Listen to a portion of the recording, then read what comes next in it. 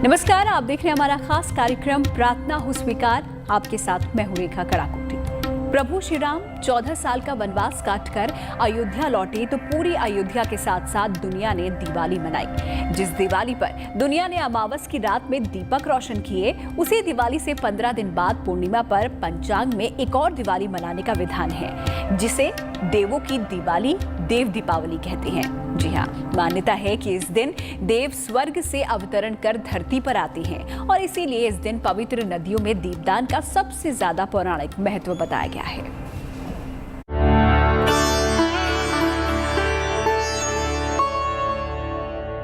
आ गई कार्तिक पूर्णिमा की पुण्यकारी तिथि। मन्नत का एक दीपक कर देगा जन्म जन्मांतर के संकटों को दूर।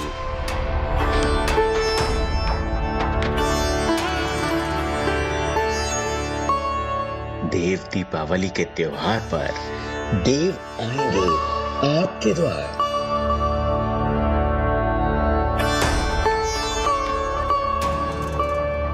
सनातन परंपरा में पंचांग कहता है कि कार्तिक महीने की अमावस्या तिथि पर धरती पर पूरा देश दीपक जलाकर दीपावली मनाता है। लेकिन दीपावली के 15 दिन बाद कार्तिक महीने की पूर्णिमा को देवता दीपावली मनाते हैं।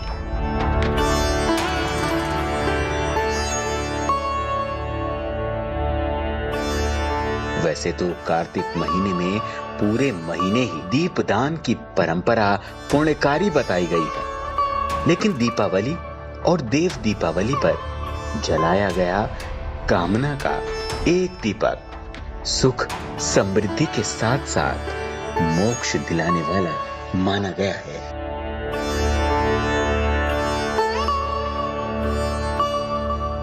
हिंदू धर्म में पूरे कार्तिक मास के दौरान 3 दीपावली मनाई जाती है। कार्तिक मास की कृष्ण चतुर्दशी को छोटी दिवाली, कार्तिक अमावस्या को दीपावली और कार्तिक पूर्णिमा को देव दीपावली मनाने का विधान बताया गया है। वैसे तो हम सब जानते हैं कि कार्तिक के महीने में एक मुख्य दीपावली मनाई जाती है, जो कार्तिक कृष्ण पक्ष की अमावस्या को मनाते हैं, जिसमें हम माता लक्ष्मी और भगवान गणेश की पूजा करते हैं। कहीं कहीं पर इस दिन काली पूजन का विधान भी बताया गया है। लेकिन इसके अलावा कार्तिक शुक्ल पक्ष की पूर्णिमा को भारत में वाराणसी नामक स्थान पर मुख्य रूप से देव दीपावली मनाई जाती है और उस दिन गंगा के किनारे वृहद स्तर पर दीपदान किया जाता है। ऐसा मानते हैं कि ये देवताओं की दीपावली है और इस दीपावली को मनाने से देवताओं की कृपा प्राप्त होती है।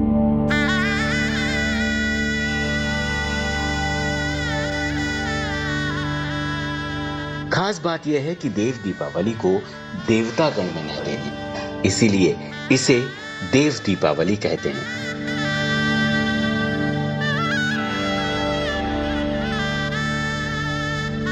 पौराणिक मान्यता के अनुसार कार्तिक पूर्णिमा के दिन देवता पृथ्वी पर आते हैं और गंगा घाट पर दीपावली मनाते हैं।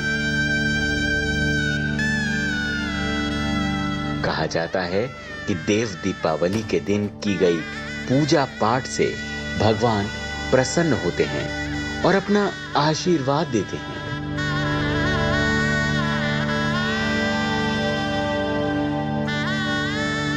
मान्यता है कि इस दिन देवी देवता स्वर्ग से गंगा नदी में स्नान करने के लिए वाराणसी के गंगा घाट आते हैं। इसीलिए काशी के गंगा घाट को दियों से जगमग कर दिया जाता है।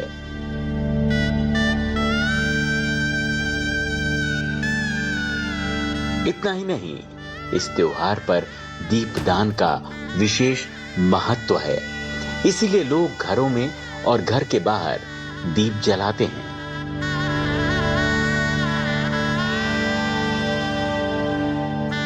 देव दीपावली पर हर जलाशय पर दीप जलाने की मान्यता है, लेकिन इस तिथि पर काशी में गंगा घाटों का नजारा देखते ही बनता है।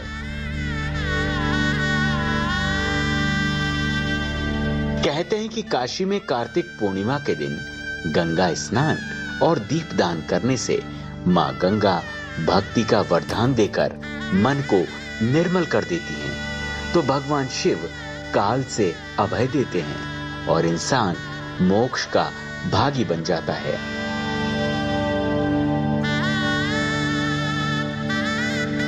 कार्तिक पूर्णिमा का त्योहार पौराणिक इतिहास में दर्ज है, जिसकी शाम को त्रिपुरोत्सव मनाया जाता है।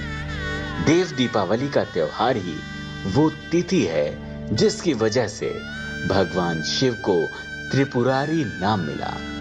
देव दीपावली के त्योहार के बारे में पंचांग कहता है कि इस बार की कार्तिक महीने की पूर्णिमा तिथि 18 नवंबर दिन गुरुवार को दोपहर 12 बजे से शुरू हो जाएगी।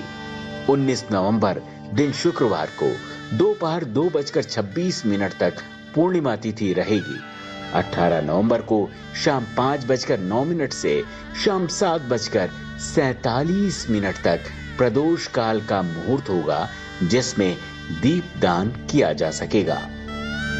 कार्तिक पूर्णिमा पर स्नान करने का शुभ मुहूर्त 19 नवंबर 2021 को ब्रह्म मुहूर्त में दोपहर 2:29 पर होगा। तो 18 तारीख को आप भी शाम के 2 घंटे से ज्यादा के शुभ मुहूर्त में जलाइए मन्नत का एक दीपक और पा लीजिए मनोकामना पूरी करने का वरदान। देव दीपावली 5 दिनों तक चलने वाला त्योहार है, जो प्रबोधिनी एकादशी से शुरू होकर कार्तिक पूर्णिमा पर खत्म होता है। कहते हैं कि इसी त्योहार के दिन भगवान शंकर के त्रिपुरासुर राक्षस का वध किया था और इसीलिए इस तिथि को त्रिपुरारी पूर्णिमा भी कहते हैं। और इस तिथि की शाम को काशी में होने वाली गंगा आरती की दिव्यता भव्यता अप्रतिम होती है।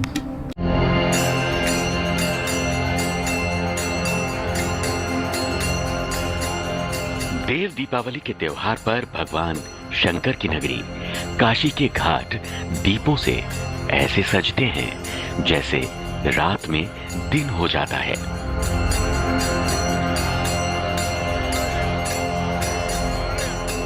देव दीपावली के बारे में पौराणिक इतिहास कहता है कि ये त्योहार भगवान शिव से संबंध रखता है।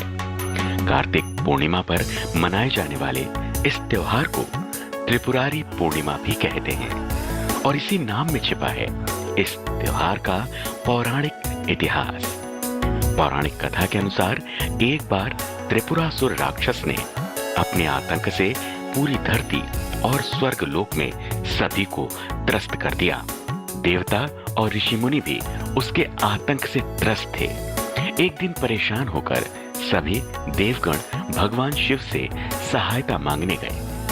उनसे राक्षस का अंत करने की प्रार्थना की। इसके बाद भगवान शिव ने त्रिपुरासुर राक्षस का वध कर दिया। राक्षस के अंत की खुशी में सभी देवता प्रसन्न होकर भोलेनाथ की नगरी काशी में पधारे और इसी दौरान उन्होंने काशी में दिए जलाकर खुशियां मनाई। जिस दिन ये हुआ उस दिन कार्तिक मास की पूर्णिमा तिथि थी। तब से आज तक कार्तिक मास की पूर्णिमा पर काशी में बड़े रूप में देव दीपावली मनाई जाती है।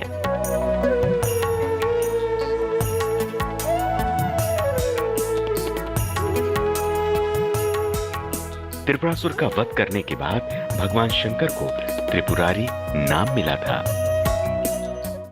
देखिए, देव दीपावली की कोई पौराणिक मान्यता नहीं है, ये लोकाचार की परंपरा है, लोगों के अपने द्वारा स्थापित की गई परंपरा है। और मुख्य रूप से देव दीपावली पूरे भारतवर्ष में नहीं मनाई जाती। देव दीपावली मनाई जाती है केवल वाराणसी में या काशी में। उस दिन गंगा के किनारे वृहद स्तर पर दीपदान किया जाता है, गंगा की आरती की जाती है और देवताओं का आवाहन किया जाता है। लेकिन इसका कोई पौराणिक या धार्मिक बहुत महत्व नहीं है, ये लोक परंपरा की वजह से पॉपुलर है। आषाढ़ मास के शुक्ल पक्ष की एकादशी को देव सो जाते हैं। वो 4 महीने बाद कार्तिक माह की एकादशी को उठते हैं। उनके उठने के बाद कार्तिक माह की पूर्णिमा को देव दीपावली मनाते हैं। कार्तिक पूर्णिमा के दिन भगवान विष्णु और माता तुलसी के आगे दीपदान करने से मोक्ष की प्राप्ति होती है। मान्यता है कि कार्तिक पूर्णिमा की तिथि को ही भगवान विष्णु ने मत्स्य अवतार लिया था। विष्णु पुराण की कथा कहती है कि द्वापर युग में विष्णु अवतारी भगवान कृष्ण को इसी तिथि पर आत्मबोध हुआ था, इसीलिए इस तिथि को सर्वाधिक पुण्यकारी मानते हैं। कहते हैं कि कार्तिक पूर्णिमा के दिन माता तुलसी का धरती पर प्राकट्य हुआ था, इसीलिए इस दिन तुलसी के सामने दीपदान करने की परंपरा है। इस दिन शालिग्राम के साथ ही तुलसी की पूजा, सेवन और सेवा करने का बहुत ज्यादा महत्व है। कार्तिक माह में तुलसी पूजा का महत्व कई गुना बढ़ जाता है। तुलसी पूजा से न केवल आरोग्यता का वरदान मिलता है, बल्कि मान्यता है कि इस दिन तुलसी पूजा से साधक के घर भगवान कुबेर के साथ माता महालक्ष्मी सदा सदा के लिए वास कर लेती हैं। देखिए, तुलसी विवाह के पीछे एक कथा आती है कि भगवान विष्णु ने वृंदा नामक सती के शील को भंग करने के लिए उसके साथ छल किया था, ताकि जो उसके पति हैं शंखचूड़ नामक दैत्य, उनका वध हो सके, अन्यथा शंखचूड़ का वध नहीं हो पाता।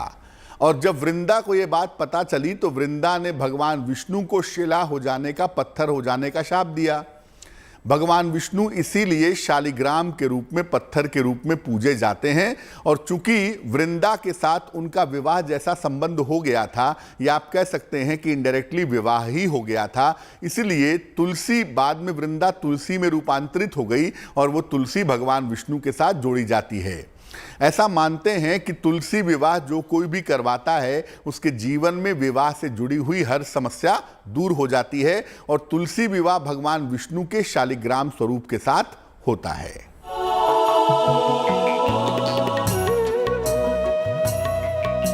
दीपावली की ही तरह देव दीपावली का त्योहार भी 5 दिनों तक चलता है, जो प्रबोधनी एकादशी से शुरू होकर कार्तिक पूर्णिमा तक चलता है। इस बार के इस परम कल्याणकारी पर्व पर उपछाया चंद्र ग्रहण भी लग रहा है, जिससे ये तिथि और भी शुभकारी हो जाती है। कार्तिक पूर्णिमा की रात को काशी के दशाश्वमेध घाट पर होने वाली गंगा आरती की दिव्यता अनुपम होती है। घाटों पर विशेष लाइटिंग होती है, साथ ही इस कार्यक्रम में होने वाली लेजर शो आनंद की भव्यता को चरम पर पहुंचा देते हैं। गणपति वंदना से शुरू होने वाली गंगा आरती को 21 वेद पाठी ब्राह्मण संपन्न कराते हैं। गंगा की लहरों पर सवार होकर दीपों की रोशनी में गंगा की यात्रा इस पूर्णिमा की रात को स्वर्ग सा सुंदर बना देती है। इस रात के लिए नावों में न तो जगह होती है और न ही बजरों की बुकिंग मिलती है। सिख समुदाय के लिए भी ये तिथि परम शुभकारी है, क्योंकि मान्यता है कि कार्तिक पूर्णिमा पर ही सिख धर्म के संस्थापक पहले गुरु नानक देव जी का जन्म हुआ था। इस दिन को सिख धर्म के लोग गुरु पर्व के रूप में मनाते हैं। सुबह की शुरुआत नगर कीर्तन के साथ होती है। गुरुद्वारे में शब्द गाए जाते हैं। गुरुद्वारे दुल्हन की तरह सजते हैं, लंगर चलते हैं। जब मुहूर्त और त्योहार इतना कल्याणकारी है तो फिर इस दिन के पूजा विधान को जानना और दीपदान की शास्त्रोक्त परंपरा को भी जानना बेहद जरूरी हो जाता है।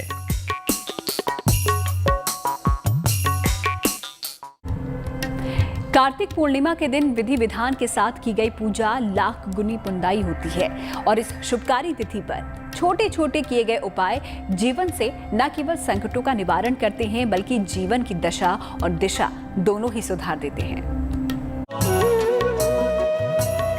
देव दीपावली के त्योहार के दिन गंगा नदी में स्नान का विशेष महत्व है। कहते हैं कि इस तिथि पर गंगा स्नान करने से साधक के जन्म मरण के बंधन खत्म हो जाते हैं। कार्तिक की पूर्णिमा भगवान शिव, भगवान विष्णु, माँ गंगा, माता तुलसी, भगवान कृष्ण राधा के साथ साथ भगवान कुबेर और मां लक्ष्मी की कृपा पाने का दिन होता है।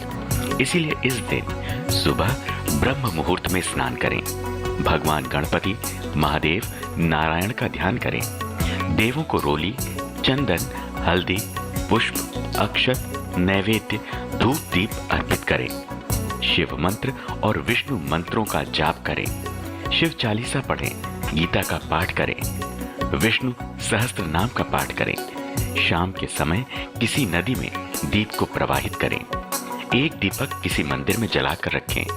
घर में पूजा के स्थान पर भी 5, 7, 11, 21 या फिर 51 दीपक जलाएं।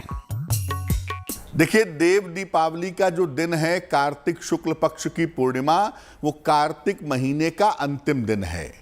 अब अंतिम दिन अगर आप चाहें तो आप दीपक अपने घर के मुख्य द्वार पर जला सकते हैं या घर में चारों तरफ दीपक जला सकते हैं, लेकिन शास्त्र यही कहता है मुख्य रूप से कि कार्तिक में जो दीपक जलता है वो पवित्र नदियों के किनारे जलता है या मंदिरों में जलता है। तो आप कार्तिक शुक्ल पक्ष की पूर्णिमा को मंदिरों में या पवित्र नदियों के किनारे अगर दीपक जलाएं तो ज्यादा बेहतर रहेगा। मान्यता है कि कार्तिक पूर्णिमा की तिथि यानी देव दीपावली के अवसर पर दीपदान करके पितरों की कृपा भी पाई जा सकती है। घर के मुख्य द्वार पर दीपक जलाने से पितर प्रसन्न होते हैं। सुख समृद्धि पाने के लिए देव दीपावली के दिन गोमती चक्र, काली हल्दी, एक सिक्का और कौड़ी लपेटकर तिजोरी में रखना शुभ माना जाता है। इससे सुख समृद्धि में बढ़ोतरी होती है। कार्तिक पूर्णिमा के दिन माता लक्ष्मी की पूजा कल्याणकारी मानी गई है। इस दिन मां लक्ष्मी को खीर का भोग लगाना चाहिए। साथ ही 5 कन्याओं को खीर का प्रसाद भी देना चाहिए। इससे मां लक्ष्मी प्रसन्न होती हैं और उनकी कृपा जीवन में बरसती है। देव दीपावली त्रिपुरारी पूर्णिमा कहलाती है, जो भगवान शिव से संबंध रखती है। कहते हैं कि कार्तिक पूर्णिमा के दिन सुबह शिव मंदिर में जाकर शिवलिंग पर दूध चढ़ाना चाहिए। दूध में आप शहद, गंगा जल मिला सकते हैं, जिससे भगवान शिव प्रसन्न होते हैं और साधक को शिव पद की प्राप्ति होती है। कार्तिक पूर्णिमा की शाम को विशेष रूप से चंद्र दर्शन करना चाहिए। देव दीपावली के दिन भगवान कुबेर के आगे दीप जला सकते हैं। ऐसा करने से धन की प्राप्ति के साथ फंसा हुआ धन भी वापस आ जाता है। मान्यता है कि अगर परिवार का कोई सदस्य लंबे समय से बीमार है तो देव दीपावली के दिन सूर्य देव की मूर्ति या फिर सूर्य यंत्र स्थापित करके उसके आगे दीपक जलाने से रोग से जल्द छुटकारा मिलता है। तो इस देव दीपावली आप भी जलाइए सच्ची श्रद्धा के साथ मन्नत का एक दीपक और प्रसन्न कर लीजिए देव को। Bureau report, good news today. और चलिए, अब वक्त हो चला है प्रार्थना हुई स्वीकार में हमारे खास सेगमेंट धर्मसूत्र का।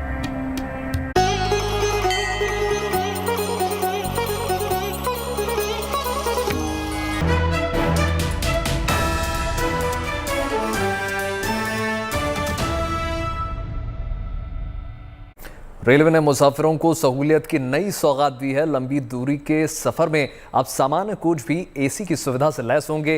यही नहीं, आने वाले वक्त में रेल टिकट भी 15% तक सस्ता हो सकता है। देखिए,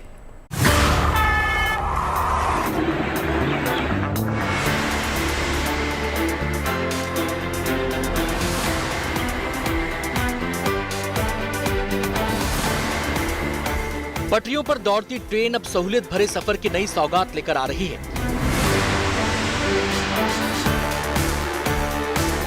ये आरामदायक सफर अब मुसाफिरों की जेब पर भी भारी नहीं पड़ेगा। लंबी दूरी की यात्रा में हर मुसाफिर को अब एयर कंडीशन कोच में सफर का मौका मिलने जा रहा है। रेल मंत्रालय ने लंबे सफर की ट्रेनों में जनरल कोच को भी एयर कंडीशन बनाने की तैयारी कर ली है। नए इकोनॉमी एसी कोच पटरियों पर आधुनिक तकनीक से कदमताल करते हुए 180 किलोमीटर की रफ्तार से भाग सकते हैं। अब यही रफ्तार और एसी की सुविधा सेकंड क्लास जनरल कोच में भी मिलेगी।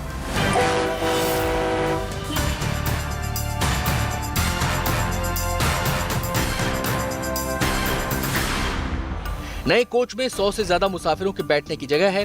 क्षमता बढ़ने से इन कोच का सफर सस्ता होगा। इससे उन मुसाफिरों को खासी सहूलियत मिलेगी जो एसी की महंगी टिकट खरीदने से कतराते हैं। रिजर्व सीटों वाले कोच सेंसर युक्त ऑटोमेटिक दरवाजों से भी लैस होंगे।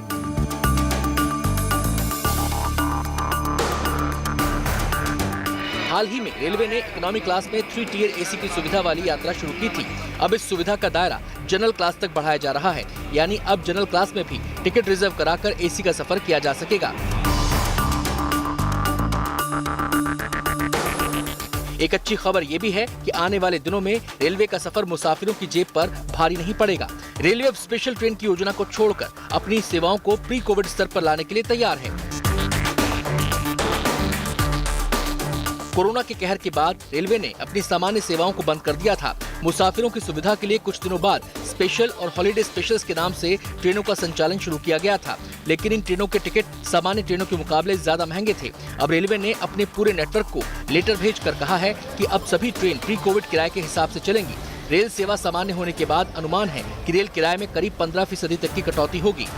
अभी जो सरकार ने किया काफी अच्छा काम किया है, क्योंकि कोविड के चक्कर में सब अपने अपने घर पे बंद हो चुके थे, तो अब सारी ट्रेनें चल रही हैं, काफी अच्छे से चल रही है, फेयर भी कम हो चुका है, तो जनता को काफी ज्यादा हेल्प मिला है अपने घर इजीली जाने आने में। इसलिए आम लोगों के लिए बहुत बढ़िया है ये बात, क्योंकि प्राइवेट ट्रेन जितनी भी चल रही थी उसमें एक तो फेयर ज्यादा था, ठीक है, तो अगर अभी फिर से पुरानी ट्रेनें जैसे सामान्य ट्रेन अगर चलने लगेंगी तो डेफिनेटली लोगों के पॉकेट पे असर कम पड़ेगा। कोविड प्रोटोकॉल तो अभी जारी रहना चाहिए, क्योंकि अभी जब तक पूरी तरीके से कंप्लीट वैक्सीनेशन नहीं हो जाता और मल्टीपल वेव्स आने की थोड़ी चांसेस हैं, तो अभी लोगों को कोविड प्रोटोकॉल फॉलो करते हुए ही जर्नी करना चाहिए।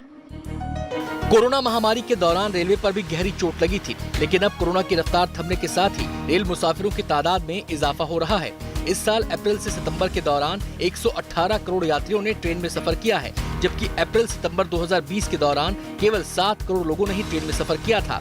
मुसाफिरों की संख्या बढ़ने से रेलवे की आमदनी भी बढ़ी है। रेलवे के आंकड़ों के मुताबिक अप्रैल सितंबर के दौरान रेलवे को करीब 15,500 करोड़ की आमदनी हुई, जबकि अप्रैल सितंबर 2020 में रेलवे का रेवेन्यू महज 1,250 करोड़ रुपए था। आमदनी बढ़ने से ही रेलवे अब मुसाफिरों तक नई सुविधाएं पहुंचाने को तैयार है। रेलवे के नए आदेश के बाद करीब 1700 ट्रेनें पहले की तरह सामान्य तरीके से चलेंगी, यानी आने वाले वक्त में रेल मुसाफिरों को एक साथ कई सौगात मिलने जा रही हैं। दिल्ली से संजय शर्मा के साथ bureau report, good news today.